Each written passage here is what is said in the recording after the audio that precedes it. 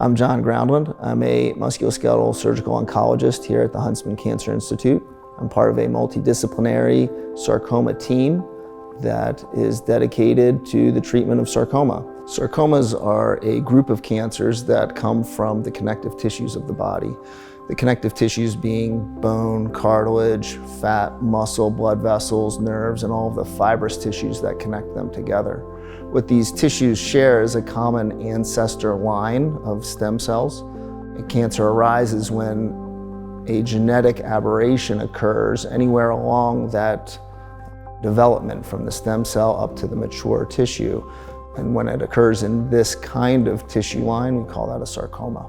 Sarcoma can affect anybody, and it does affect all populations. It is non-discriminatory.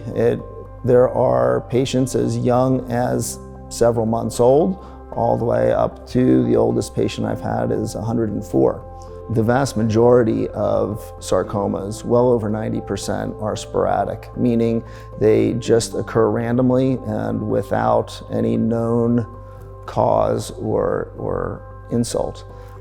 There are a few cases where there can be an inciting event, exposure to radiation being one of the most common causes. There are some genetic, familial, or family inherited causes of sarcoma, but they are the minority. Sarcoma treatments are divided very broadly into two groups. There are the sarcomas that occur in bones and sarcomas that occur in the soft tissues. Bone sarcomas, broadly speaking, are treated with a combination of chemotherapy administered by a medical oncologist specializing in sarcoma and either surgical resection or radiation depending on the type and location. On the other hand, there's soft tissue sarcomas that are treated predominantly with radiation and surgical resection.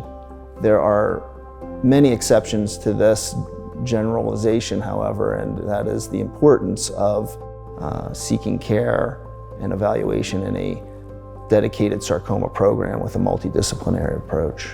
The National Comprehensive Cancer Network is a group that outlines and makes recommendations for cancer treatments.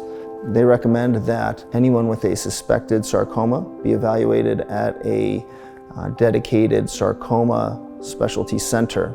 This entails a multidisciplinary team that meets on a regular basis. This would include the medical oncology team, the radiation oncology team, the surgical oncologists, which include orthopedic oncologists, general surgeons, cardiothoracic surgeons, and then pathologists and radiologists, all with subspecialization in sarcoma care. Here at Huntsman, we have such a team, and we meet every Monday to discuss all of our patients and come to a consensus opinion as to what the optimal treatment recommendations would be. And then we have the capacity to implement those plans. One of my mentors would always say to his patients, whenever they thanked him, he would respond by saying, "It's a privilege." He would never say, "You're welcome." And over the years that I trained with him and now that I am in practice myself, that resonates quite strongly. It is an absolute privilege to take care of good people, often in their hour of most need. Sarcoma is a very tough diagnosis. It requires a huge dedication on the part of the patients to go through the treatment regimens that we lay out for them, and being a part of that team with the patient as well as the other medical providers on the team is just a wonderful privilege that I do not take for granted and hopefully never will.